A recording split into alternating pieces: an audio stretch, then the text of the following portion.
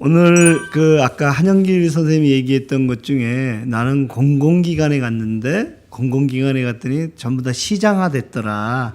시장의 원리가 작동하더라. 이런 얘기를 했잖아요. 그러니까 우리의 일상의 모든 것에 시장의 원리가 작동이 돼서 우리는 살고 있더라. 이제 이런 얘기죠. 그래서 사실은 예전에 어느 대통령이 나는 대한민국 주식회사를 만들겠다. 주식회사 대한민국. 그러니까 국가도 하나의 시장의 원리에서 이제 이해하고 있고, 그런 점에서 이제 우리는 시장 속에 살고 있는데, 그러니까 사회와 국가가 시장의 원리에서 작동이 된다. 했는데 이제 폴란이는 그것을 못 견뎌 했거든요. 그래서 이제 어떻게 하면 시장이라는 녀석을 다시 국가라든가 사회 속에서 집어넣고 통제하느냐 이런 것은 이제 관심이 많았거든요. 그래서 한영길 선생님의 얘기를 들으니까 우리는 여전히 그 시장 체제 속에서 살고 있다. 모든 것이 도처에서 특히 이제 시장의 마지막 버팀목이 돼야 될 공공의 영역에서 그런 거 아니냐 이런 얘기를 들었고요. 그다음 아까 우리 강영준 선생님이 이제 상품화가 불가피한 거 아니냐. 문제는 어느 정도의 상품화냐의 문제 아니겠느냐. 이제 이런 질문을 해주셨는데 폴란이도 사실 그런 고민을 하고 있거든요. 상품화가 어떤 수준에서 어떤 방식으로 되냐. 이제 이런 이야기를 좀 이제 제 강의 속에서 한번 녹여드리려고 하고요. 그다음에 이제 우리가 상품화되지 않으면 도태되는데 탈상품화를 얘기하는 것들이 너무 한가한 소리 아니냐. 예전에 우리 조선시대 때 상품화가 되지 않고도 인간다운 삶을 살 사람들이 있었거든요. 그게 이제 선비죠, 선비. 그러니까 이제 최소한도 생존의 문제가 해결이 되게 되면 대부분의 사람들은 레이버는 돈을 벌기 위한 임금 노동이 아닌 인간적인 노동, 한나 아렌트 뭐 액션이라고 얘기죠. 자기를 공동체 속에 드러내는 노동을 할 수 있는데 사실은 상품화가 되지 않으면 살 수가 없는데 어떻게 탈상품화를 한가롭게 얘기할 수 있느냐 했었을 때 한 사회를 다 선비화하거나 아니면 또는 선비의 노동을 에다가 임금을 주거나 이러면 되지 않을까 하는 생각이 드는데 아무튼 그런 고민도 이 안에 있다 이렇게 말씀을 드릴 수 있을 것 같아요. 그래서 그런 맥락에서 오늘 이제 칼 폴란이 얘기를 중심으로 해가지고 이야기를 한번 해볼게요. PPT를 이제 보시면 오늘은 탈상품화로 본 시장은 민주화될 수 있을까 이제 이런 얘기인데 사실은 칼 폴란이야말로 이 시장의 민주화에 대한 고민들을 했던 아주 대표적인 학자다 이렇게 보면 될 것 같아요. 그래서 먼저 이제 넘어가면 안 넘어가네. 먼저 이제 오늘 보시면 PPT를 띄워주세요. PPT가 지금 넘어가지는 않는데 보시면 PPT를 하나 넘겨주세요. 네. PPT를 보면 지난번에 이제 런던 올림픽 했던 장면을 가지고 제가 얘기를 한번 해보려고 해요. 예. 자, PPT가 지금 안 나오고 있는데 그거 잠깐 보고 시작할게요. 그 런던 올림픽에서 그 앞에 이제 세리머니 했던 장면들이 있거든요. 그 장면에서 아주 굉장히 우리는 좀 흥미로운 장면이 그때 있었는데 첫 번째 장면이 이제 이 자본주의 이전의 장면들이 쭉 나왔어요. 그때는 대단히 목가적이었고 그리고 대단히 좀 뭐랄까요 어떤 그 사람들의 평화로운 모습들이 좀 많이 비춰졌거든요. 그러다가 이제 그 다음 나온 장면이 뭐냐면 산업화 장면으로 이제 바뀌거든요. 그래서 공장이라든가 굴뚝이 이제 막 나오기 시작하죠. 그러다가 이제 그 다음에 이제 흥미로운 장면이 그 다음에 그런 그 산업화 시대에 저항했던 여성 참정권을 주장을 하고 노동자들이 파업을 했던 그런 장면들로 이어지거든요. 그리고 나서는 이 두 가지 이제 아주 그 굉장히 자랑스러운 모습들을 보여줘요. 그 영국의 그 장면이 하나가 이제 NHS였고 또 하나가 이 어린이 병원의 이제 모습들을 보여줬는데 그것을 이제 본인들은 가장 자랑스러운 어떤 그 장면으로 이렇게 이제 이 생각을 하는데 그 장면이 오늘 지금 이제 제가 얘기하려고 하는 이야기가 아주 상당히 좀 깊은 연관이 있거든요. 제일 먼저 자본주의가 등장할 때의 장면들은 등장하기 이전의 장면들은 소위 물물교환이라든가 아니면 간섭이라든가 아니면 뭐 이런 어떤 그 사회의 계약이라든가 이렇게 이제 움직였던 사회가 이제 산업화가 되면서 이제 완전히 바뀌기 시작하거든요. 그러면서 이제 변화되기 시작을 하는데 어떻게 지금 장면이 나와요? 안 나와요? 지금 여기는 되고 있는데 PPT가 지금 이제 PPT가 지금 연동이 좀 잘 안 돼 갖고 그러는데요.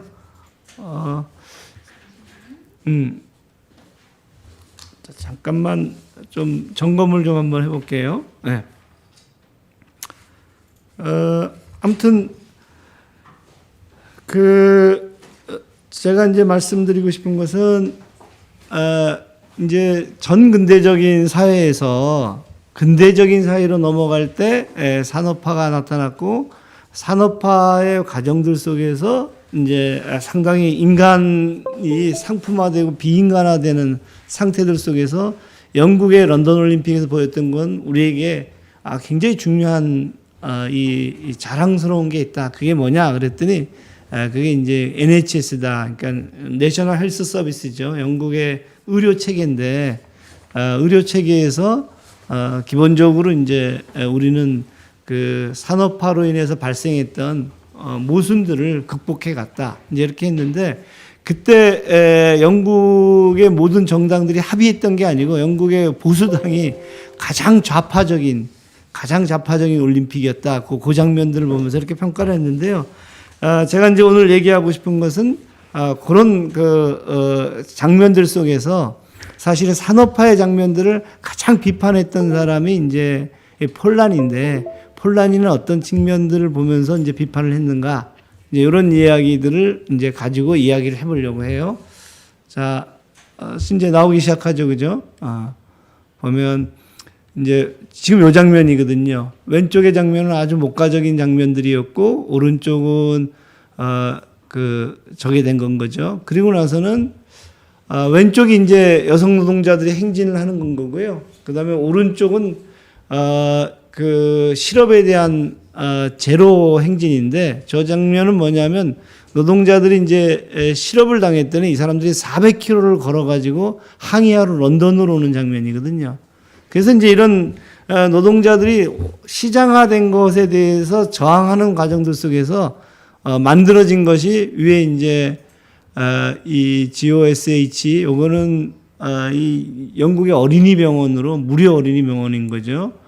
그레이트 오르몬드 스트리트 어린이 병원인데 아주 유명한 병원이고요. 그다음에 이제 NHS. 그래서 이런 것들을 그때 형상화했더라. 요걸 가지고 제가 좀 정리를 해보면 지난 시간에 이제 자본주의 풍경을 봤잖아요. 그리고 굉장히 위험한 세상, 비인간화된 세상에 왔었을 때 한쪽에서는 경쟁력과 적응 노력을 해야 된다. 산업화 이후에. 그래서 이제 거기에 탈상품화가 아닌 상품화로 이제 갔던 것이 오른쪽의 장면이고 그리고 오른쪽의 장면과는 달리 비인간화의 새로운 길을 모색해야 된다 하고 그것을 비판했던 사람 중에 이제 대표적인 사람이 우리 오늘 얘기하는 칼 폴란인 건 거죠. 그래서 칼 폴란이는 일단은 첫 번째는 자본주의 등장을 비판했고 두 번째는 이제 대안 얘기를 하거든요. 그래서 그런 얘기를 해보려고 하거든요. 자, 그래서 오늘 보신 것처럼 오늘 제 얘기는 이렇게 진행이 되려고 해요. 왼쪽에 이제 돌아온 탕자라고 있죠.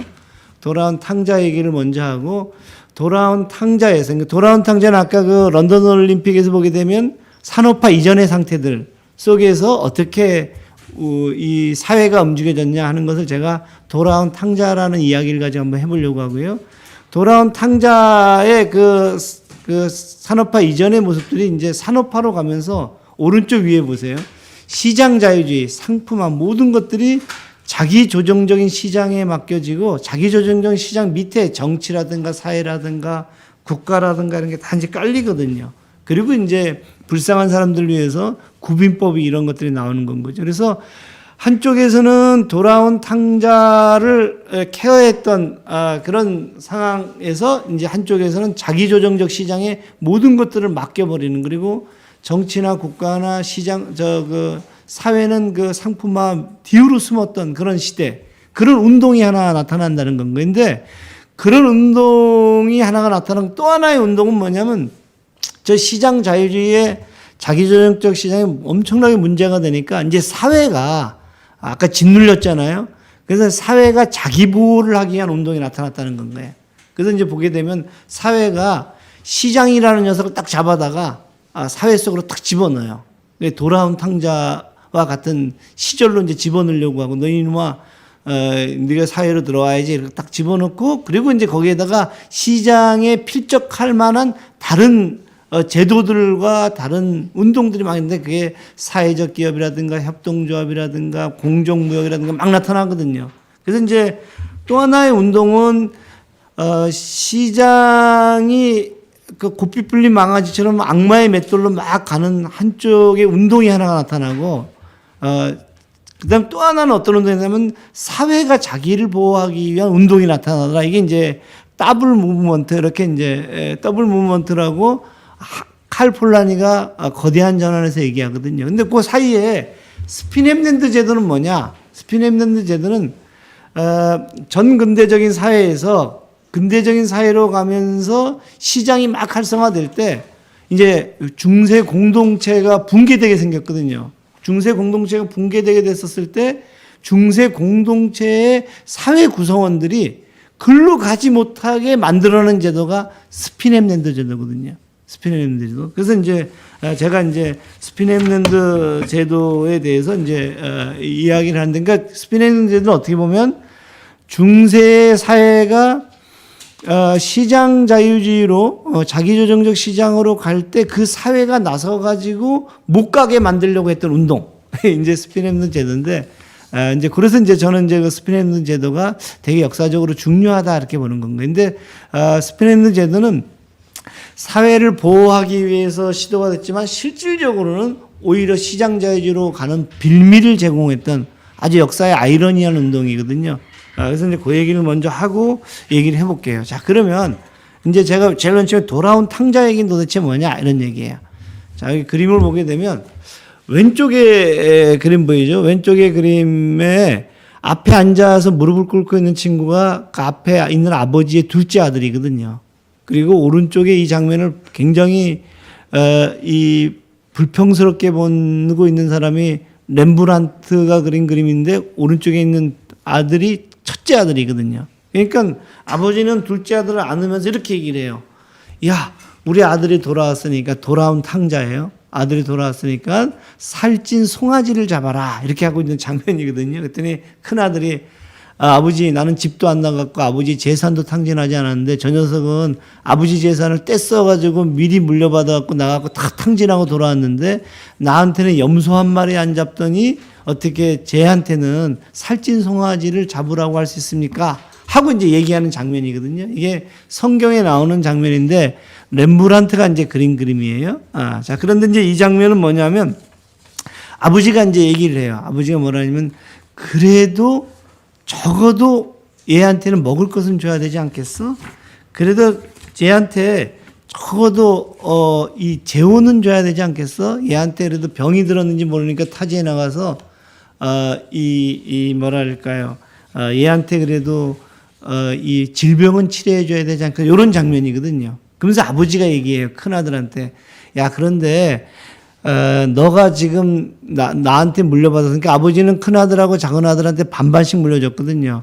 물려받아가지고 있는 돈은 내가 쟤한테 주지 않을 테니까 적어도 쟤한테 먹여는 주자, 이런 얘기거든요. 그래서 제가 이걸 갖고 미니멈 스탠다드 오브 리빙, 삶의 미니멈 스탠다드, 최소한의 조건들은 맞춰줘야 되지 않겠어? 이렇게 얘기를 하는 요 장면이거든요. 그럼 이제 제가 무슨 얘기를 하고 싶냐면, 중세 때는 이렇게 우회 있잖아요. 우회. 그러니까 공동체가 있죠. 그리고 공동체가 주로 시족 공동체, 가족 공동체였죠. 그래서 아들하고 아버지의 관계는 이제 부자지간인 건 거죠. 자식지간인 건 거고, 큰 아들하고 둘째 아들은 형제지간, 자매지간이란 말이에요. 그러니까 이제 중세 때에 저거를 운영하는 원리는 아까 가족 간의 어떤 그 우애라든가 간섭이라든가 그리고 이제 경제의 문제들도 물물교환이라든가 어떤 그 봉사라든가 그다음에 이제 의무라든가 이런 것들을 가지고 운영이 됐다는 겁니다. 그리고 저 시대에는 이자를 금지했거든요. 그래서 사실 이때 이제 요걸 이렇게 보시면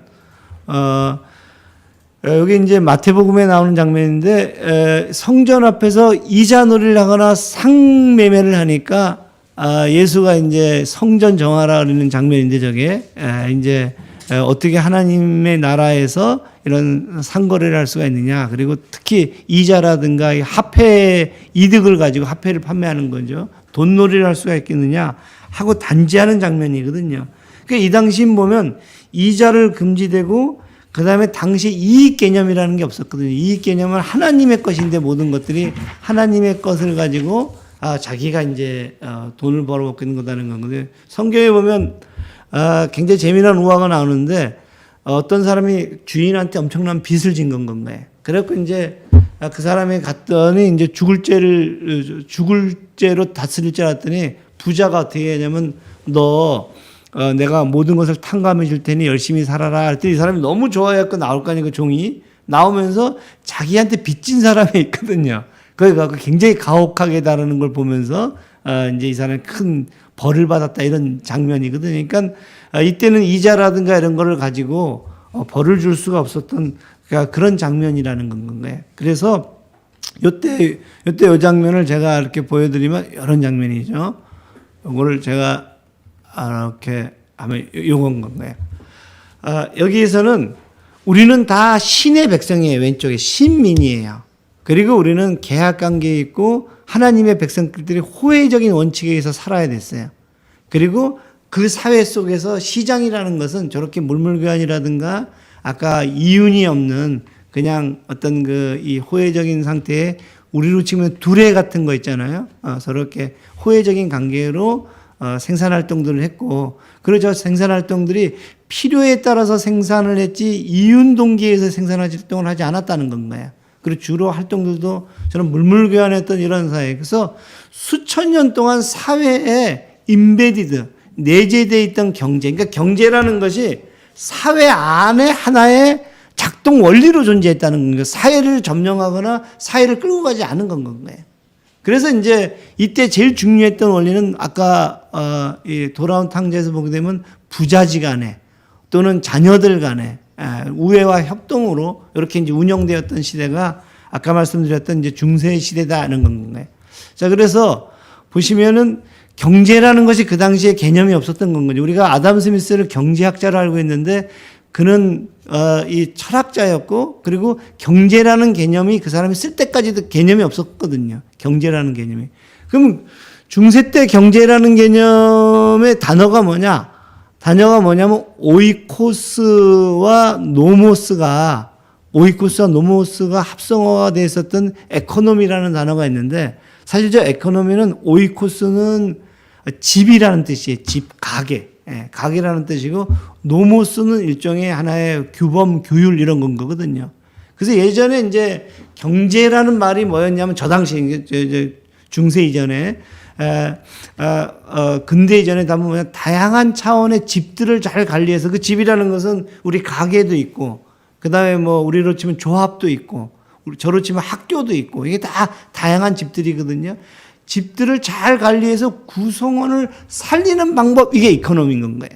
구성원을 잘 살리는 방법이 이게 이코노미인 건가요. 그러니까 우리의 지금의 경제는 최소의 비용으로 최대의 이윤을 창출하는 거 이게 경제잖아요.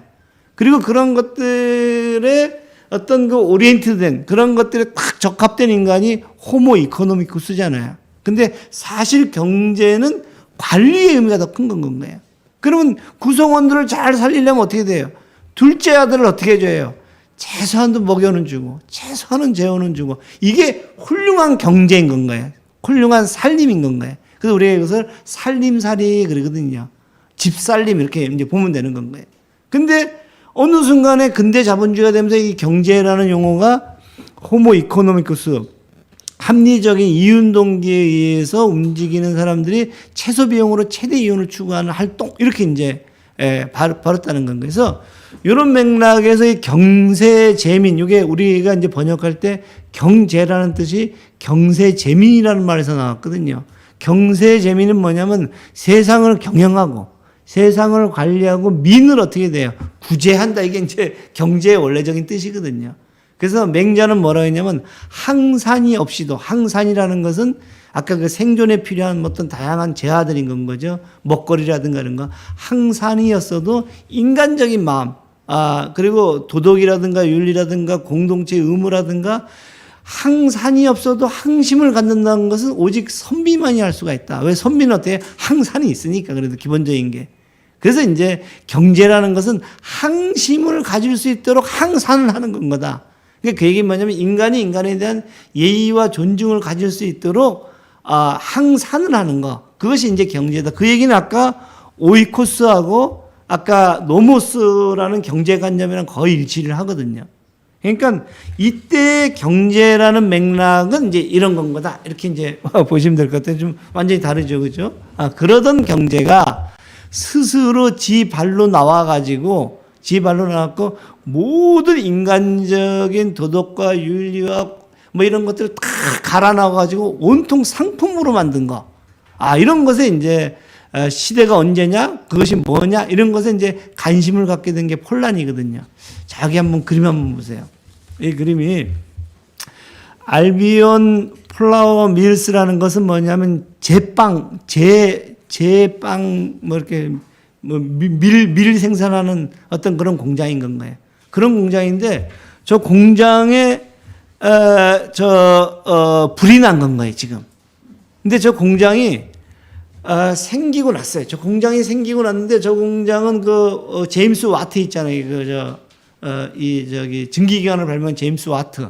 같은 사람과 그 당시에 자본가가 합작해갖고 만든 제면소라 그래야 되나? 이게 밀가루 공장인 건가요? 그런데 저때 저 공장이 생기고 나서 싹 다 죽었어요. 그 동네에 있는 제빵 뭐 이런 방앗간이 싹 다 죽은 거죠. 왜냐하면 저기서 대량 생산을 하니까.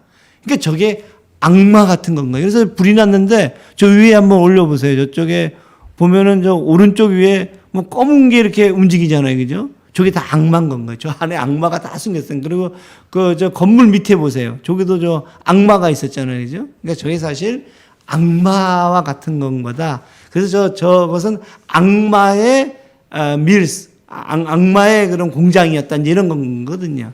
요게 이제 누가 얘기했냐면은, 요것을 얘기한 사람이 이제 블레이크라는 사람이에요. 그래서 블레이크의, 요게 이제 시거든요. 우리 양순식 국장님께서 한번 읽어봅시다.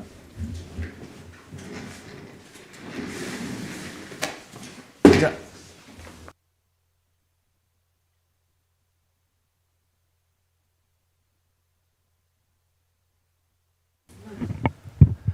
아득한 옛날 저들의 발길은 잉글랜드의 푸른 산 위를 거닐었는가? 거룩하신 하나님의 어린 양이 잉글랜드의 기쁨의 들판 위에 보였는가? 그 성스러운 얼굴이 정녕 우리의 구름 낀 언덕에 빛을 비추셨는가? 정말로 예루살렘이 이 땅 위에 이 어두운 사탄의 방앗간들 사이에 세워졌단 말인가? 금빛으로 불타는 나의 활을 가져오너라. 나의 염원을 지닌 화살을 가져오너라. 나의 창을 가져오너라. 오, 구름이 펼쳐지는구나. 내 불의 전차를 가져오너라. 나는 싸움을 멈추지 않으리. 나의 검도 내 손에서 멈추지 않게 하리라. 우리가 잉글랜드의 푸르고 즐거운 땅에 예루살렘을 세울 때까지. 네. 너무 비장하게 읽으니까 또 제가 좀 당황스럽게 한데 자, 저게 뭐냐면은 이게 블레이크라는 시인이 굴뚝청소부로 아주 유명한 시인이죠. 블레이크라는 사람이 저걸 보고 아까 그 방앗간이죠. 그 공장을 보고 자기가 지은 시거든요. 자기 주변에 저런 방앗간이 있었는데 저런 산업화가 되면서 이제 모든 것들이 이제 대공장이 되니까 중간에 다 죽어간 건 거예요. 그걸 보면서 쓴 시인데 저 시를 이제 밀턴이라는 시집에 나와 있는 한 장면의 시인데 저게 이제 아득한 옛날 저들의 발길은이라고 제목을 붙이기도 하고 예루살렘이다라는 시기도 하거든요. 제목을. 근데 어떤 사람은 예루살렘이다라는 거 아득한 옛날 저들의 발길은 건데 옛날에 예루살렘 시대 때는 거룩하신 하나님의 어린 양이 잉글랜드 기쁨의 들판 위에 있었다는 건 거예요. 그런데 지금 이제 저 아까 그 방앗간을 보는 건 거죠. 방앗간을 보니까 어떠냐 하면 정말로 예루살렘이 이 땅에 이 어두운 사탄의 방앗간들 사이에 세워졌었을까? 이런 얘기를 하는 거예요. 그러니까 지금은 너무나도 변해버린 건 거죠. 너무나도 변해버린 거죠. 그러니까 이제 이 사람이 이제 딱 뭐라면 금빛으로 불탄 나의 활을 가져오느라 내 불의 전차를 가져오느라 나의 싸움을 멈추지 않고 내 검도 내 손에 멈추지 않게 하리라. 예루살렘을 세울 때까지. 어쩌면 이게 이 장면에서 저는 칼폴라니가 저기서 악마의 사탄이라는 맷돌, 악마의 맷돌이죠. 시장이라는 것을 악마의 맷돌로 보고 모든 것들을 갈아 없애는 것으로 보고 어쩌면 그 뒤에 부분들 나의 싸움을 멈추지 않으리라. 나는 내 검도 내 손에 멈추지 않게 하리라. 이러고 있는지 모른다는 건데. 그래서 이제 칼폴라니를 뭐라 하느냐면 사회각을 손에 든 무기로 든 예언자다 이렇게 얘기를 하는 거거든요. 그러니까 자본주의가 이제 아까 그렇게 됐었을 때. 자, 그래서 실질적으로 이제 여기 제가 설명하는 것지만 굴뚝청소부의 시에 보게 되면 3살짜리서부터 저게 들어가고 그리고 이제 악마의 맷돌 속에 이제 다 갈아 넣는 건 거예요. 아이들도 다 갈아 넣으니까 성냥팔이 소녀가 직업병으로 항을 너무 많이 맡았고 얼굴이 붓고 턱이 쭈글쭈글해지는 인계사 산업 직업병이 걸리는 건 거거든요. 저기에서 성냥팔이 소녀는 굉장히 슬픈 얘기인 건데. 그러니까 이제 어떻게 되냐면 칼폴라니는 악마의 맷돌에다가 갈아 넣는 건 거예요. 뭘 갈아 넣으면 인간을 갈아 넣는 건 거지. 옛날에 인간을 안 갈아 놨어요. 에코노미라는 게 오이코스에서 플러스 노모스니까 노모스가 있는 거거든요. 그리고 우리 아담 스미스도 노모스가 있잖아요. 그 노모스가 도덕감정론이었잖아요. 그러니까 그전에는 에코노미를 얘기할 때 시장만을 얘기하지 않고 경쟁만을 얘기하지 않고 효율이라든가 이윤만을 얘기하지 않았다는 건가요. 그때는 노모스가 있었던 거지. 규범이라든가 도덕이 있었던 건 거예요. 근데 이 사탄 시장이 오면서 막 갈아넣기 시작하니까 저 아이도 다 갈리고 모든 것들이 인간이 하는 활동이 있죠. 제가 오늘 이렇게 와갖고 공부하고 이렇게 얘기하잖아요. 이 활동 속에서 뭐만 끄집어내냐면 돈이 될 만한 것만 끄집어내거든요. 그러니까 인간은 어떻게 하기 시작하느냐? 돈이 될 만한 일만 하는 건 거예요. 그걸 노동이라고 우리 인간의 활동이 다양한 건데 돈이 되는 것도 하고 사랑을 주는 것도 하고 연애를 하는 것들도 하고 다 하는데 악마의 맷돌에 갈리면 전부 다 모든 것을 돈으로 보는 겁니다. 돈이 되는 활동을 하는 거죠. 그래서 오늘 사실은 제가 이 돈이 되는 활동이 아니래갖고 당황스럽고 우리 김영희 교수님도 저 활동을 해서 사회자를 받는 게 아니라 우리 마중물 멤버들 오늘 밥 사주러 온 거 보니까 돈이 안 되는 활동인데 저게. 그리고 우리 박영수 선생님도 왜 왔나 그랬더니 밥 사준다 그랬고 왔다는 아까 고백을 하는 거 보니까. 그러니까 이제 우리 지금 이 마중물에 모인 사람들은 지금 이제 악마의 맷돌 속에 아직 안 갈린 사람들이 이제. 근데 이제 저도 우리 복지관 같은 데서 저는 이제 교수님 상의할 게 있습니다. 그러면 상의를 이제 한참 해요. 그러고 나서 돌아갈 때 반드시 대부분 저걸 써요. 이렇게 자문료 같은 걸 쓰거든요. 근데 어떤 때는 한참 내가 연락해서 해줬는데 그냥 가버리는 건 거야. 근데 내가 밥 사주고 이걸 어떻게 해야 되지? 이걸 뭐 가르칠 수도 없고 말이야. 그게 해줘야 되게 가르칠 수도 없고. 근데 옛날에 우리가 시민운동하고 사회운동을 할 때는 당연히 그걸 주면은 돌려줬고, 그러니까 나를 상품화 시키지 않는 거지, 관계를. 근데 악마의 맷돌에만 들어가게 되면 다 그렇게 되더라는 건데.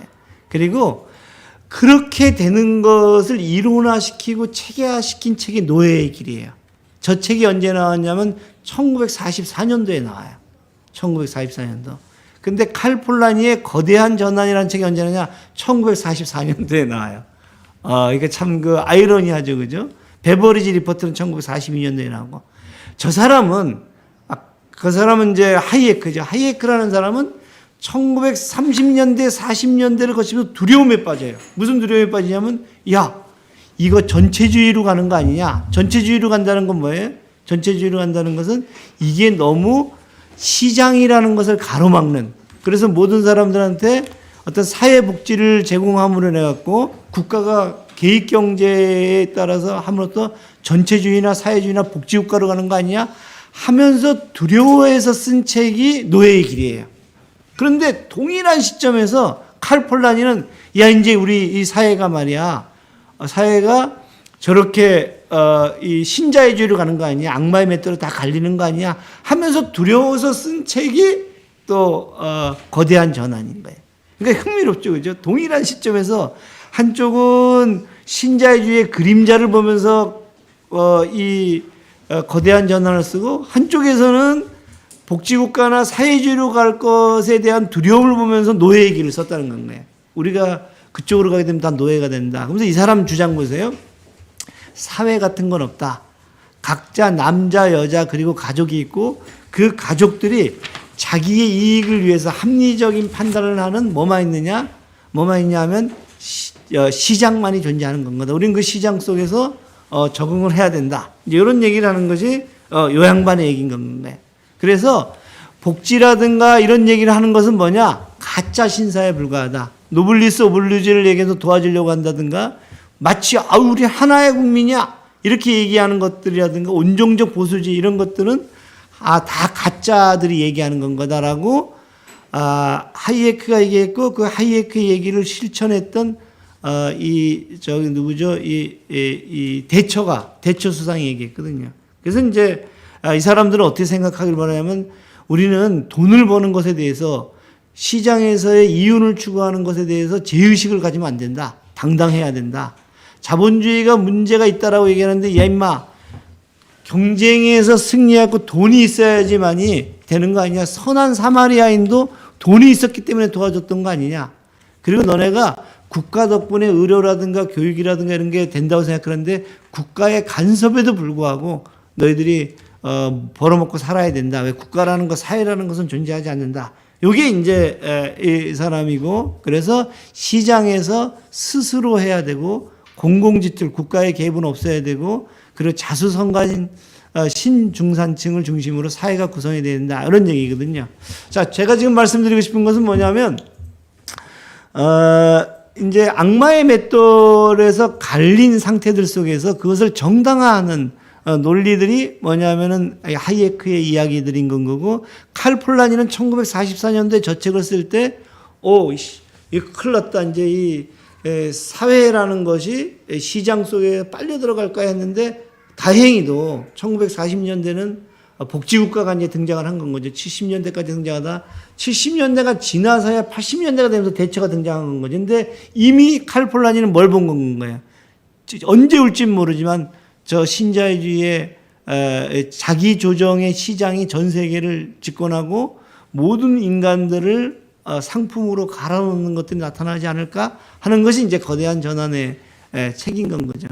거대한 전환의 예언대로 사실은 아까 악마의 맷돌에 다 들어갔던 사람들이 저렇게 이 제도화가 되면서 그 속에서 살았는데, 그 사람들은 어떻게 되냐? 말은 할 수 있으나 말하지 못한다. 왜냐하면 생존권의 문제를 위협받는 상태에서 노동자들은 묵비권을 행사하고 생존권에 몰두하는 사회가 되더라. 이게 이제 사실 어떻게 보게 되면 칼 폴라니가 예언했던 건 거다라는 건 거예요. 자, 그런 상황에서 이제 칼 폴라니는 그런 상황을 지켜봐요. 근데 참 흥미로운 건 뭐냐면, 아직 전면화되지 않고 오히려 복지국가로 갈까봐 하이에크가 걱정하고 있는 이때 칼 폴라니는 오히려 신자유주의, 자유주의로 가서 모든 것들이 자기조정적 시장에 잡혀먹일까봐, 악마의 맷돌에 잡혀먹을까봐 고민을 하는 건가요? 그래서 이 사람은 어떤 고민을 하냐면, 이 사람에 대해 이제 평가한 게 있어요. 그 옆에 부인이죠. 부인이 뭐라고 하냐면, 평생 동안 인간들이 당하고 있는 고통의 근원이 무엇인가의 문제를 살이 마를 정도로 고통스럽게 고민했다. 그가 귀 기울이고 기꺼이 나누어 지려했던 이웃의 고통은 단지 경제적인 궁핍만이 아니었다. 그의 이론적인 틀은 인간의 존엄성이 훼손되는 데서 오는 모든 종류의 절규와 신음이었다. 이런 얘기 하거든요. 그러니까 지금 여기서 핵심적으로 봐야 되는 것은 오이코스 플러스 노모스잖아요. 이 오이코스는 빵의 문제란 말이에요. 노모스는 윤리의 문제, 인간의 존엄의 문제예요. 그러니까 이제 이 칼폴라니는 빵을 얻기 위해서 노동자들이 직장에 가서 사장한테 굽실굽실 되는 거 있잖아요. 그게 이제 빵이에요. 근데 이 사람은 그렇게 얻는 빵을 인간들이 모든 것을 다 시장에 들어가갖고 이렇게 다 이렇게 갈아먹힐 것 같을까봐 빵을 얻는 것들 때문에 인간의 존엄성을 잃는 것에 대해서 고민을 했다는 건가요. 그래서 이제 이것을 빵과 장미, 저는 이렇게 표현을 하는데, 빵과 장미 이렇게 표현을 하는 건가요. 그래서 이 사람은 이제 이런 고민들을 이제 하기 시작한 건가요. 자, 그러면 제가 이제 이 얘기를 가지고 한번 얘기해 볼게요. 제가 결혼을 언제 했냐면은 지금 제 얘기가 들리세요? 들리긴 하죠. 제가 이제 결혼을 언제 했냐면 석사를 마치고 박사 들어가서 이제 했단 말이에요. 그때 제 아내는 상당히 번듯한 직장을 가지고 있었죠. 가지고 있었죠. 그러니까 사실 상식적으로 얘기하게 되면 제가 경제적인 능력이 없고 오히려 돈을 써야 됐기 때문에 결혼을 하는 게 쉽지가 않았을 거예요. 근데 제가 왜 결혼에 성공했는지 아세요? 왜냐하면 제가 일단 유머가 있잖아요. 유머 씨니까 제가 유씨니까 유머 씨니까 유머가 있고, 그 다음에 또 음주와 가문을 안 좋아하는데 제가 음주는 좋아하거든요. 그래서 음주 속에서 이제 사람 관계도 형성하고, 그러니까 제 아내가 그걸 좋아했던 건 거예요. 음주를 좋아하고 그 속에서 사람하고의 관계를 가꾼 걸 좋아하고, 그다음 유머가 있었던 걸 좋아한 건 거예요. 그러니까 이 악마의 맷돌이라는 관점에서 보게 되면 중요한 것은 뭐냐면 인간을 판단할 때 효율성의 눈으로만 봐야 되는 건 거예요. 상품의 눈으로만 봐야 되는데, 실제 현실에서 인간이 인간을 좋아하는 것은 그런 상품의 눈이 아닌 총체적인 눈으로 인간을 평가하다는 건 거예요. 만약에 총체적인 눈으로 제가 평가당하지 않았으면 저는 석사를 마쳤고 박사과정에 막 들어갔던 그 시점에서 과연 내가 결혼을 할 수 있었을까? 칼폴라니가 얘기하는 것은 뭐냐면, 칼폴라니는 인간을 볼 때 이 호모 이코노미크스, 경제적인 눈만으로 보는 것이 아니라 총체적인 눈으로 봐야 된다. 이게 이제 칼폴라니 얘기인 건가요. 그래서 칼폴라니 얘기를 제가 한번 정리를 하면 이렇게 돼요. 예, 여기서 보게 되면 가운데가 상품화란 말이에요. 인간의 활동 중에서 노동을 추출해요. 노동을 추출한다는 것은 뭐냐면 저게 이윤이 되기 때문이거든요. 근데 문제는 뭐냐면 저 노동을 아까 어린애도 이윤이 된다면 쓰고, 어린이는 왜 써요? 임금을 적게 줘도 되거든요. 그리고 이제 우리 산재로 한 해 2,000명씩 죽잖아요. 왜 그렇게 돼요? 노동을 싼 가격에 해갖고 이윤을 많이 내기 때문에 노동이 파괴가 돼요. 그래서 하나는 인간 활동에서 노동을 추출하고, 그 다음에 인간의 의식주를 채워지는 삶의 공간인 토지를 또 상품으로 만들어요. 그러니까 이제 칼폴라니는 상품으로 만들지 않았어야 될 것을 세 가지를 상품으로 만든 게 큰 패착이다. 악마의 맷돌이. 첫째는 노동이고, 그러니까 인간이죠. 두 번째는 자연이에요. 토지죠, 토지. 우리로 지금 부동산이라든가 이 집 때문에 이제 난리가 났죠. 그 다음에 세 번째는 물물교환의 하나의 편리한 수단이었던 화폐가 상품이 됐다는 건데. 그래서 이제 이것을 칼폴라니는 이게 원래 상품이 아닌데, 상품이 돼서도 안 되는데, 예를 들면 제가 결혼 시장에 나가게 되면 그때 석사과정 마쳤었을 때 저의 상품의 가치는 굉장히 떨어졌거든요. 왜냐하면 그 결혼 시장에서는 저의 유머라든가 음주를 별로 그렇게 이제 쳐주지 않았을 거라는 건가. 이 총체적인 인간을 판단하지 않은 건 거죠. 근데 이제 제가 뭘로 이해가 되냐면, 제 학력은 어떻게 되고 가족도 중요해요. 가정의 아버지의 그 재산도 중요해요. 이런 게 다 카운터가 되잖아요, 결혼 시장에서. 그러니까 제가 그래서 유범상은 몇 점이야 하는 것이 허구적이라는 건 거예요. 그게 인간을 표현하지 않는다는 건 거예요. 그래서 이것을 가지고 칼폴라니는 자본주의적인 허구적 상품화가 이루어졌다. 토지도 우리가 땅에 가서 비료 뿌리고 이렇게 뭐를 이렇게 상추도 심고 배추도 심고 그래야 되잖아요. 그게 토지의 가치거든요. 이게 사용 가치인 건 거죠. 그리고 거기다 집 짓는 게 토지의 가치인데 사람들은 더 이상 그렇게 보지 않거든. 저게 언제 오를 것이냐, 얼마나 오를 것이냐. 이게 허구적 상품이라는 거죠. 원래 저 토지는 그런 용도가 아니고 그런 상품이 아닌데 그렇게 만들어버린 건 거지. 이게 이제 허구적 상품이다. 그래서 이제 칼 폴라니는 허구적 상품을 만들고 나니까 인간과 사회가 파괴되기 시작한 건 거예요. 그런데 그렇게 파괴되는 것을 즐기는 것이 아까 자유시장 운동인 건 거예요. 자유시장 운동. 그래서 그것을 더 극단화시켜야 된다. 이렇게 하는 것이 그 이론을 제공한 것이 이제 아까 하이에크라든가 프리드만 같은 사람이고 그것을 현실화시키고 극단으로 밀고 나간 게 레이건이라든가 대처인 건 거예요. 그런데 한쪽에서는 야, 이제 인간을 회복하자. 유범상 같은 친구가 지금 얼마나 많을 텐데 그 친구가 결혼 못하는 친구들이 많을 거단 말이야. 정말로 인간성도 좋고 뭐 다 되는데 말이야. 그랬을 때 이제 사회가 보호화가 되는데 저 친구가 결혼을 못하게 되면 상당히 문제가 생길 거다. 그러니까 이제 사회를 보호해야 되는데 사회 보호 운동이 나타나는 건데 이걸 가지고 칼 폴라니는 이중 운동이다. 더블 무브먼트다. 한쪽은 자유시장 운동이 나타나고 한쪽은 이 얘기한 대로 사회 보호 운동 작용이 나타나다. 자유시장 운동의 핵심은 시장을 자기 조종적인 거로 보고 거기다 모든 걸 맡기는 거예요. 국가도 시장을 도와주고 다 도와주는 거죠. 그래서 시장주의자들이 얘기하는 것이 뭐냐면 우리는 국가로부터 자유. 그러니까 정치라든가 국가가 개입하면 안 된다는 거예요. 국가로부터 자유인 건 거예요.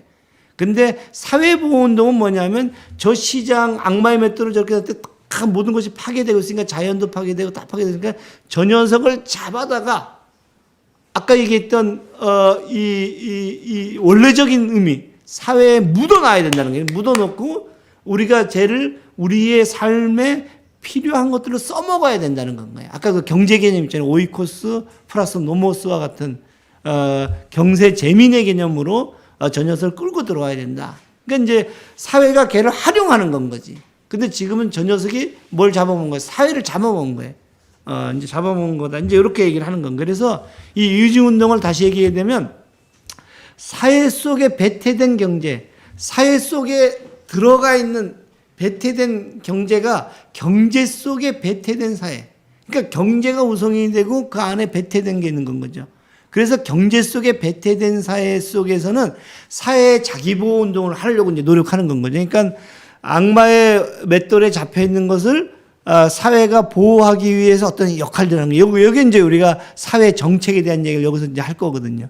그러면 경제 속에 배태된 사회를, 그러니까 지금 시장화된, 상품화된 저 사회를 어떻게 사회는 자기보호 운동을 하기 위한 정책을 만들어내느냐.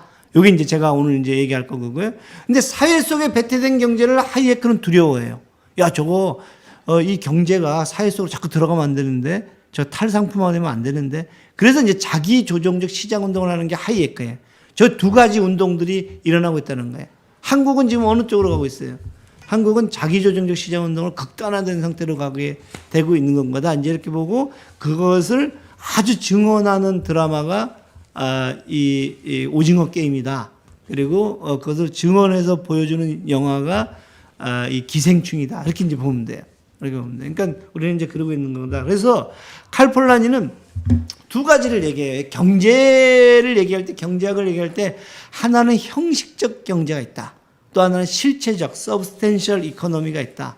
실체적이라는 것은 뭐냐면 아까 얘기한 대로 인간의 살림살이, 아까 그 오이코스, 노모스와 같은 것이 인간의 살림살이로서 하는 거니까 우리가 왜 경제를 활용하냐? 왜냐하면 아까 얘기한 대로 공동체를 살리기 위해서 우리가 생산을 하는 건 그러니까 목적이 공동체를 살리는 데 있는 건 건가요? 근데 형식적 경제는 경제의 원리만 초점을 둬요. 최소의 비용으로 최대의 이윤을 얻는 것이 경제다. 그래서 이제 이 칼 폴라니는 시장 경제와 인간의 살림 경제를 얘기하고 저 인간의 살림 경제가 지역적으로 도처에서 일어나야 된다. 아까 집 살림이잖아요. 그 집이 다양하거든요. 다양하게 이제 일어나야 된다. 이렇게 주장하는 것이 칼 폴라니의 얘기인 거죠. 그래서 그거를 보면 자 보세요. 이제 칼 폴라니 인간은 뭐냐? 인간이라는 것은 호모 이코노미크스 합리적인 인간이 아니라 연대적인 인간인 건 거고 사회적 우애. 아까 저 중세 때는 우애를 가진 인간이었는데 사회적 우애라는 것은 사회적 관계들 속에서의 둘째 아들, 돌아온 탕자들 그 사회가 함께 최소한 먹여주고 최소한 재워주는 그런 우애들을 갖는 거, 이게 연대죠. 그래서 그에게 모든 인간에게는 최소한 빵을 넘어서서 장미까지 줘야 된다. 품위라든가 인간적인 권리라든가 이런 윤리적인 도덕적인 공동체의 것을 제공해야 된다. 그래서 이 양반은 국가가 아니라 사회를 얘기하고 그 사회 속에는 뭐가 들어가 있냐? 시장도 적정히 들어가 있고 그다음에 사회적 경제도 들어가 있고 사회 정책도 들어가 있고 이 모든 것들은 뭐를 하기 위한 건가요? 빵과 장미를 가진 인간, 그 개인을 얘기하는 거, 그 개인들이 이루는 공동체를 하기 위해서 우리는 다양한 정책들을 만들어야 한다는 거. 그게 뭐니? 그러면 자활기업이라든가 우리 지금 공정무역이라든가 협동조합이라든가 그다음에 좀 마을기업이라든가 지역 커뮤니티라든가 이런 등등의 대한경제들을 갖고 정책은 뭐가 있어? 그럼 최저임금이라든가 뭐 그다음에 또 이 뭐죠 기본소득이라든가 이런 걸 얘기를 하는 건 거예요. 그래서 이 양반이 얘기하는 것은 뭐냐면 칼 폴라니가 상상했던 시민성이라는 거, 연대성이라는 것들이 있어야 되고 그리고 사회적 우애와 연대가 그 속에서 모든 영역적으로 인베디드된 그러니까 이제 다 이렇게 녹아 들어가는 거죠. 그러니까 기업도 이제는 이윤이 목적이 아닌 거기에 있는 모인 사람들이 하나의 인간다운 삶을 살아갈 수 있는 바의 방식으로 하는 건 거죠. 그래서 우리가 이 자본주의 기업이 1인 1표잖아요. 1인 1표. 1원 1표죠. 1원 1표. 내가 주식을 많이 갖고 많이 갔으면 나의 1표, 권력이 세지잖아요. 근데 이제 우리가 협동조합은 어떻게 돼요? 1인 1표잖아요. 그러니까 자기가 조합비를 엄청나게 많이 내더라도 1인 1표니까. 이런 방식으로 시장적인 것들이 어떻게든지 간에 이제 이 사회적인 것들이, 사회적인 관계들이 아까 저 속에 다 들어가서 경제적인 거 시장에도 다 들어가고 뭘 하는 건 거예요? 그래서 그것은 이제 인간화시키는 건 거다. 그러니까 예를 들면 대형 슈퍼마켓이 들어왔단 말이에요. 아까 이 악마의 재분소 있잖아요. 악마의 방앗간 들어왔었을 때, 그러니까 우리 이제 우리 대형 슈퍼마켓이죠. 옛날에는 그냥 놔뒀단 말이에요. 그리고 얘가 다 죽였어요. 근데 지금은 어떻게 돼? 대형 슈퍼마켓 규제법을 하잖아요. 그래서 얘가 영업시간도 제한하고 품목도 제한하고 뭐 이런 걸 다 제한시키죠. 이윤도 제한하고 이런 것들이 사회 시장을 어떻게 되는 거예요? 대형 슈퍼마켓을 자꾸 사회 속으로 인베디드를 묻어버리려고 하는 역할들을 해야 된다. 이게 이제 칼 폴라니가 얘기했던 거고 그래서 사회 속에 시장을 다시 집어넣어야 된다. 그러니까 우리가 중세 때는 지금과 같은 자본주의 시장 원리가 이윤 동기에서 움직이지 않았단 말이에요. 이제 그런 것들이다 하는 건. 그래서 그 형태가 이제 아까 요거는 그 빵과 이윤 동기의 합리적인 개인들이 시장 속에 사회가 들어갔단 말이에요. 그래서 아까 이걸 이제 비교해 보는 건가? 아까 비교해 보면 아까 돌아온 탕자 있잖아요. 돌아온 탕자를 아까 얘기했던 여기에서는 어떻게 돼요? 돌아온 탕자를 품어주는 거예요. 최소한도 먹을 건 주고, 최소한도 재울 것은 주고, 최소한도 병원 치료해주잖아요. 여기서는 어떻게 돼요? 여기서는 어떻게 돼요? 이제 해사를 생각하면 돼요. 일단 그런 인간을 해고시켜요. 품격 해고를 시키는 건 거예요. 장애인도 해고시키고, 그 다음에 능력이 없는 사람 다 해고시키고.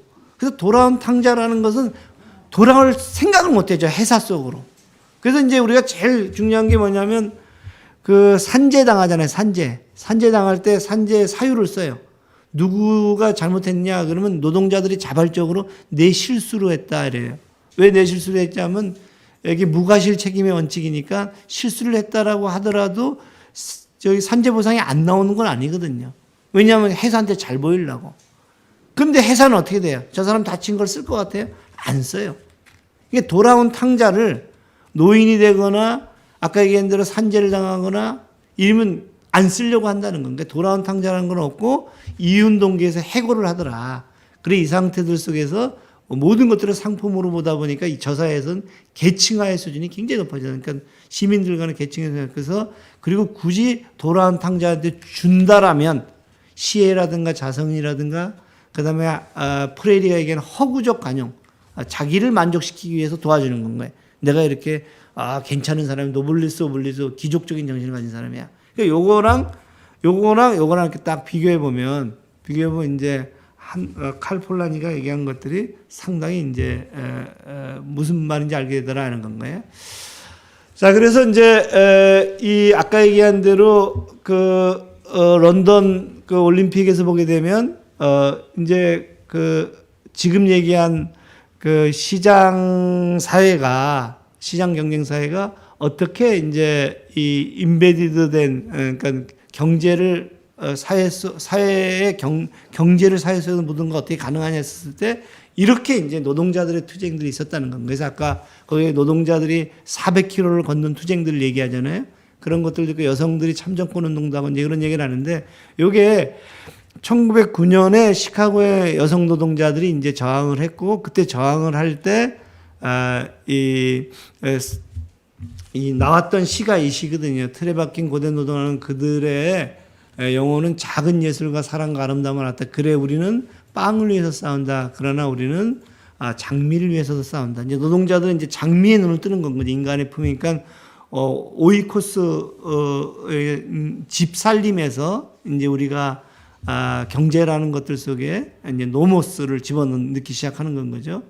그래서 오펜하임의 신대에게 그 이후에 이제 우리 인간은 빵을 권리로 가져야 되고 빵 분배에 참여해야 되고 그리고 빵을 권리로 갖고 분배에 참는 것을 이론화시켜서 시민권이라든가 연대권들을 가져야 된다. 인권이라는 걸 가져야 된다. 이렇게 얘기를 하는 거죠. 그래서 사실 이때서부터는 어떤 생각이 들기 시작하냐면 사회의 그러니까 시장의 민주적 통제 그러니까 시장을 민주적으로 통제하고 사회를 민주적으로 통제하는 그런 것들이 이제 싹 트기 시작하고 그리고 그런 것들의 체제가 뭐냐 했더니 칼 폴라니는 굉장히 열어놨어요.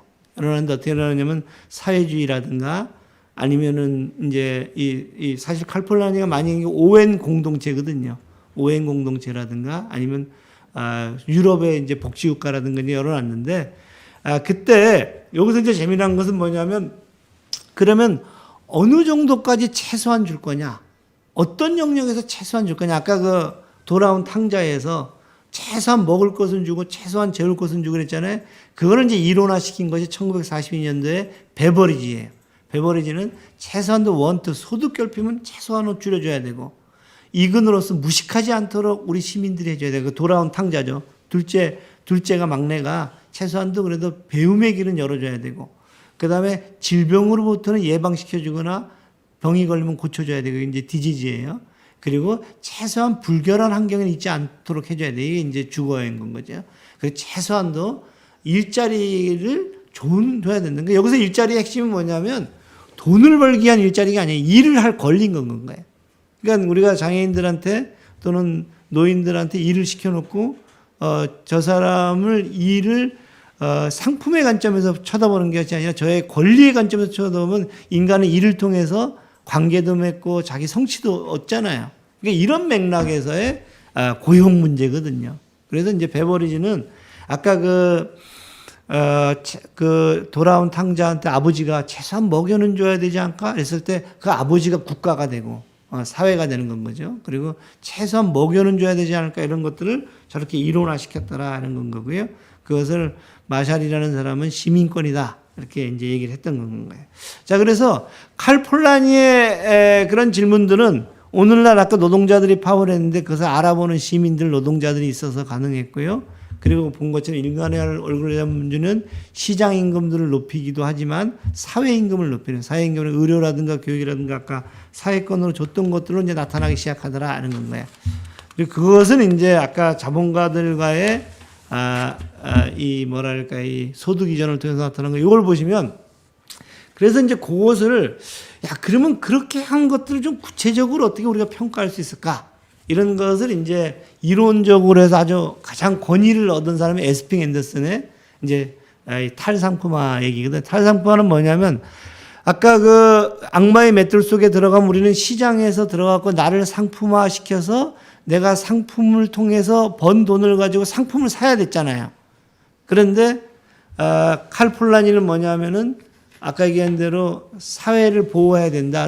그래서 중세 때 집에 장애인이 있거나 집에 노인이 있거나 그러면 가족들이 모여갖고 오이코스 노모스죠. 오이코스 그 집 살림을 할 때 어르신은 저기 가갖고 그냥 바람이나 이렇게 쐬고 계시고 그리고 비가 언제나 올 텐지 그런 거를 말씀해 주세요. 그 경험을 가지고. 그리고 장애인은 또 거기에 맞는 일을 시켰거든요. 그러니까 이제 그런 것이 중세 때의 모습인 건 거예요. 그러니까 사실은 우리가 그들을 상품으로 만들지 않았다는 건 거예요.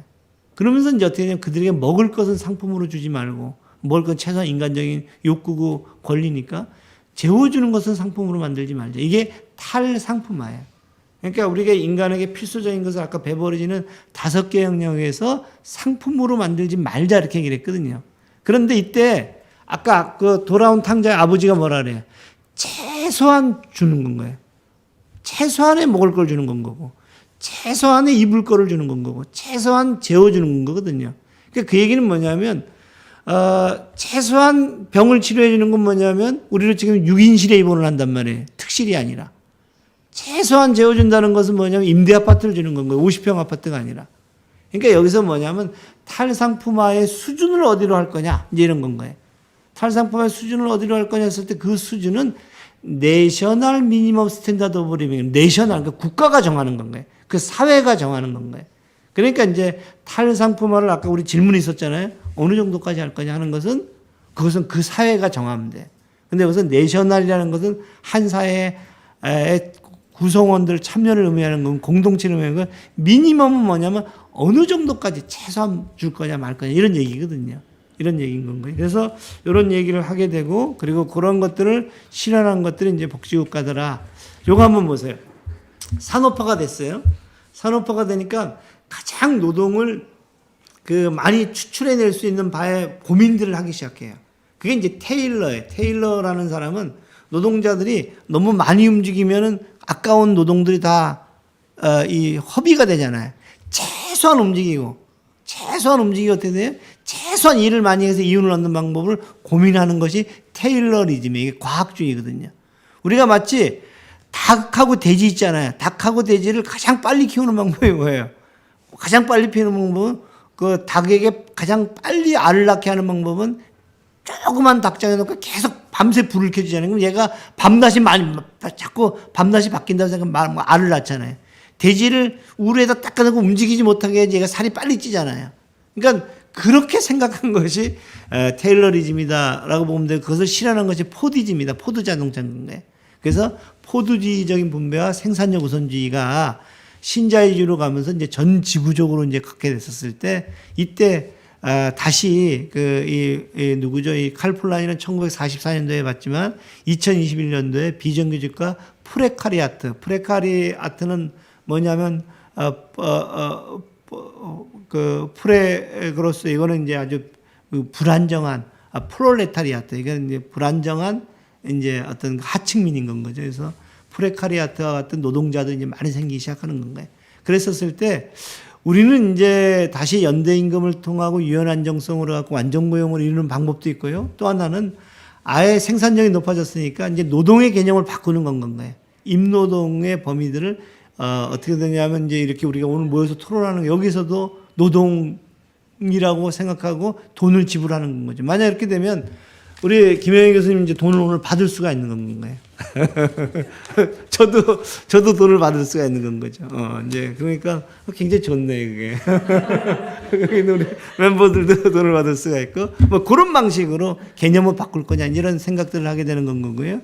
그래서 이제 경쟁 시장으로부터 연대로까지 갈 때 연대 임금제도 저게 플렉시큐리티는 이런 건 거예요. 플렉서빌리티는 이제 유연성이잖아요. 시장은 완전 유연하게 해요. 누구 말대로 하이에크 말대로. 근데 시큐리티는 뭐냐면 시큐리티하고 플렉서빌리티하고 였는데 시큐리티는 뭐냐면 사회가 완전히 시장을 완전히 유연하게 해가지고 잘리면은 사회가 받아주는 건 거예요. 이게 시큐리티 이게 사회 보장이거든요. 그러니까 유연 안전성이고 이게 네덜란드에서 도입한 모델이거든요. 제가 지금 말씀드리신 것은 오른쪽은 기본소득 국가가 제공하는 거예요. 시장과 상관없이. 왼쪽은 시장 내에서 동일노동 동일임금 연대임금을 하는 건가요. 칼폴라니는 어떤 것을 지지했었을까 했을 때 지금 말씀드린 대로 칼폴라니는 열어둔 건 거죠. 이 사회 자기보호운동, 사회 자기보호운동으로 열어놨고 그리고 이제 사회 자기보호운동에 이런 다양한 것들을 얘기했다라는 건가요. 제가 말씀드리고 싶은 것은 이제 우리 형제는 오징어 게임과 같은 사회다. 그러니까 악마의 맷돌들이 우리는 너무나도 작동되고 있고 더 심각하게 돌아가고 있는 사회다. 근데 사회 자기보호 운동을 제가 봤던 것은 영국에 유학 갔었을 때 노인들을 봤더니 임노동을 더 이상 안 해요. 근데 그들이 뭐냐면 은퇴는 이제 진짜 하고 싶은 일을 하는 건 거다. 왜냐하면 탈상품화, 노인에게는 더 이상 상품이 될 것을 요구하지 않아요. 대신에 최소한 먹을 것을 주고, 최소한 재원을 주고, 최소한 병원 치료해주고, 이렇게 이제 사회 보호 운동이 들어간 거죠. 사회 보호 운동에 들어가니까 저 노인들은 이제 뭐라고 얘기하냐면, 이제 내가 하고 싶은 일을 하는 거다. 그래서 뭐 하실 건데 했더니, 예전에 내 자식과 가족을 위해서 살았다면 이제 내가 공동체를 위해서 살려고 한다. 아마 칼 폴라니가 꿈꿨었던 세상이 이제는 우리가 공동체를 위해서 살아야 된다. 이런 이야기들 하는 그런 시민들. 그게 아까 말씀드린 도덕이라든가 노모스가 이제 달라붙는 그런 것을 꿈꿨을 거다. 그런데 이제 나다니엘 브레이크를 보게 되면 저렇게 좋았던 영국도 이제는 어떻게 되냐면 누구죠? 대처 이후에 나다니엘 브레이크처럼 시민권들이 박탈되기 시작했고, 그리고 이제 지금 브래드 앤 로디스의 저게 이제 켄 로치 감독의 영화인데 여전히 빵과 장미를 요구하는, 여전히 빵이 확보가 되지 않는 프레카리아트와 같은 현실로 가고 있는 것은 아니냐, 이런 말씀인 건 거고요.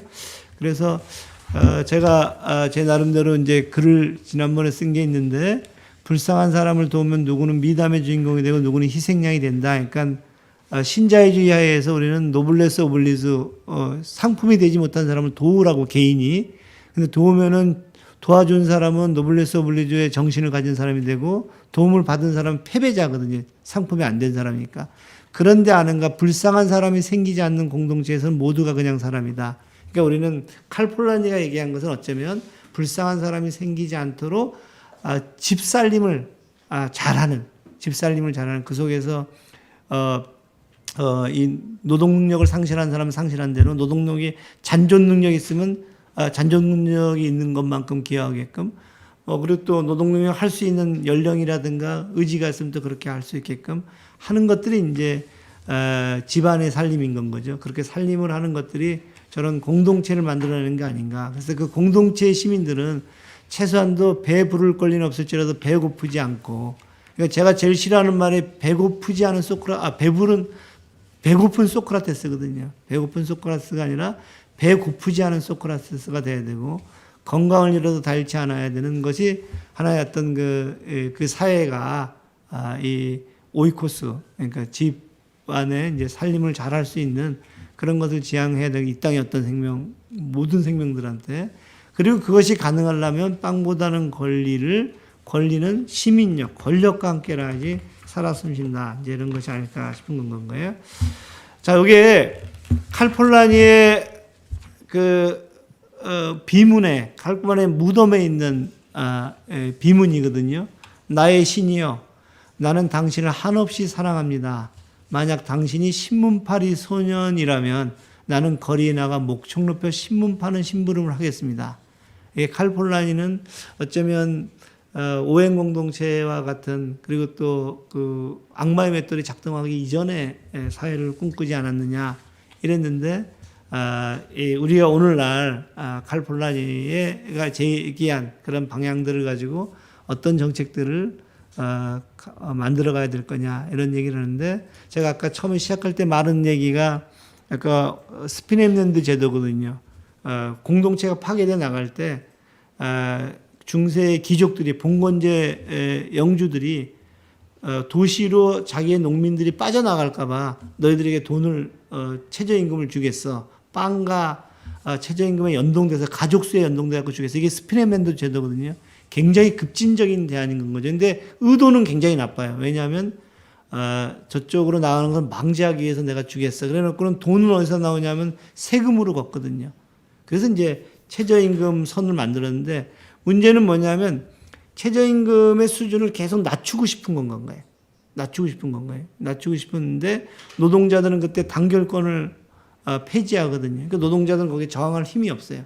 계속 낮춰져요. 그런데 기업주가 이것을 이 아래로 낮추면 그 기준선 아래로 낮추게 되면 어떻게 되냐면 자기는 더 이상 임금 부담을 안 해도 돼. 이건 사회로부터 나오니까. 노동자들은 어떤지 아세요? 임금선으로 낮춰지잖아요. 그럼 그다음부터 일을 안 해도 돼요. 왜냐면 일을 할 필요가 없어. 어차피 그 돈이 나오니까.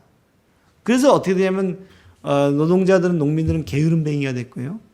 그리고 사회가 망가져버리고 노동자들도 망가져버렸어요. 도덕적 해이가 다 일어나고. 그래서 나타났던 것들이 그 당시에 봐라 사회복지를 해주니까 저렇게 사회가 망가지고 노동자들이 게을러지는 거 아니냐. 이게 스피네민드 제도거든요.